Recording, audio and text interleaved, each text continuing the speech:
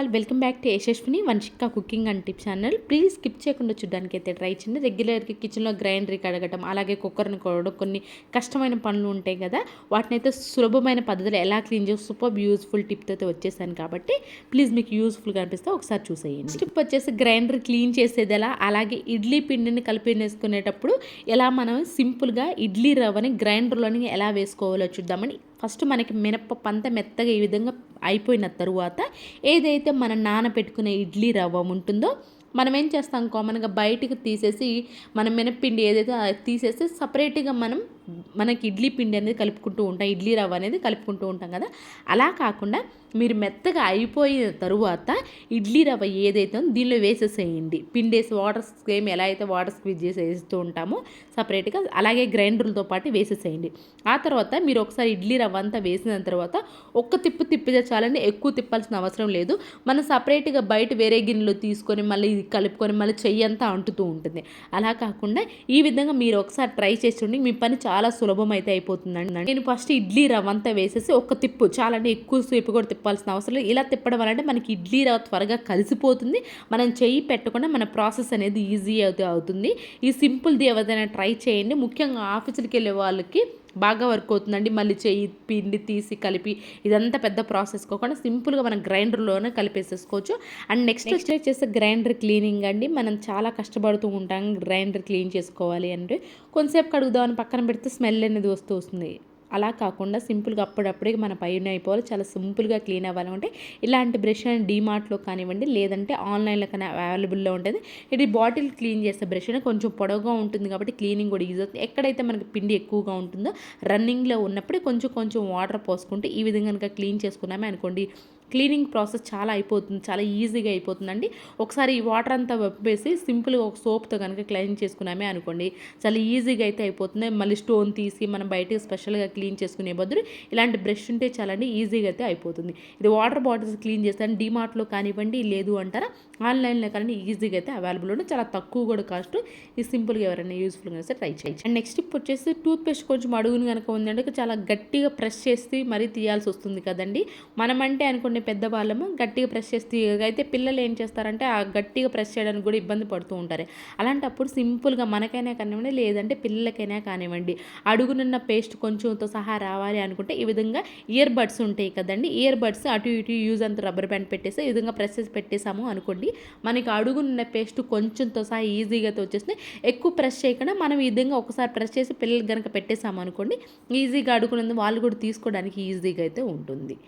And next tip వచ్చేసి beetroot తోటి మనకి ఇప్పుడు ఆషాఢ మాసంలో ప్రతి ఒక్కరు గోరింటాకు అనేది పెట్టుకుంటూ ఉంటున్నారు కదండి. అయితే సింపుల్గా ఎప్పుడైనా ఫంక్షన్స్ ఉన్నా కానివ్వండి, పిల్లలకి కానివ్వండి, మనకైనా కానివ్వండి, సింపుల్గా అప్పుడప్పుడు గోరింటాకు అవైలబుల్లో లేకపోయినా కానివ్వండి, గోరింటాకు పెట్టుకోవాలి అనుకున్న వాళ్ళకి సింపుల్గా 5 నిమిషాలు సరిపోతుంది, ఎక్కువ కష్టపడాల్సిన అవసరం కూడా లేదండి.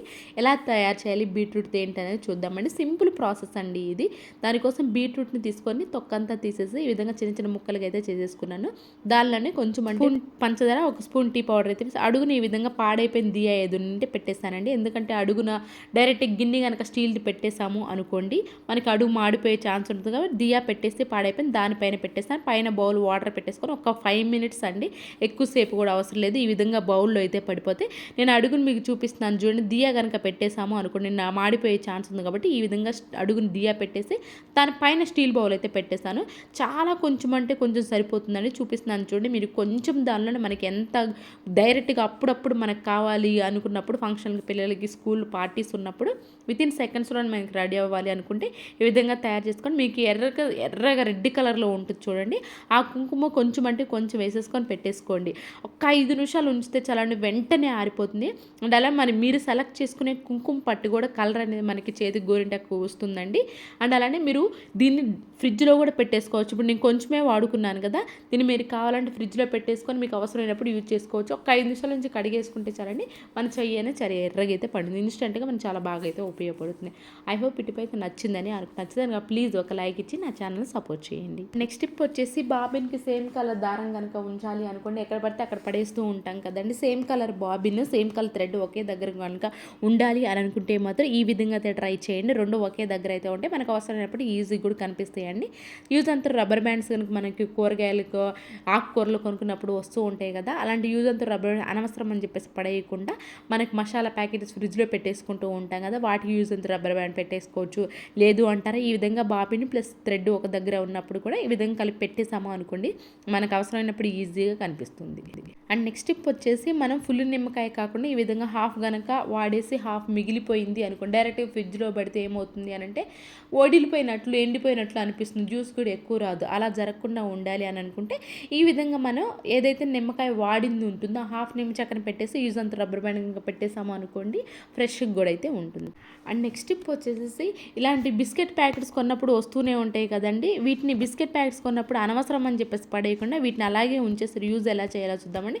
ఇప్పుడు ప్రతి ఒక్కరు మాడ్యులర్ కిచెన్లో ఏంటి అంటే మనకు స్పూన్స్ పెట్టుకోవడానికి స్పెషల్గా ర్యాక్స్ అనేవి వస్తూ ఉంటున్నాయి కదా, అయితే అలాగే సేమ్ మనం కూడా యూజ్ చేసుకోవచ్చు అండి. ఈ బిస్కెట్స్ ప్యాకెట్స్ని ఏంటంటే మన కిచెన్ ర్యాక్స్లో పెట్టేసేసుకొని స్పూన్స్ చిన్న చిన్నవి కానివ్వండి, లేదు అంటారు ఈ విజిల్స్ కానివ్వండి పెట్టుకోవడానికి మనకు కంఫర్ట్గా అయితే ఉంటుంది.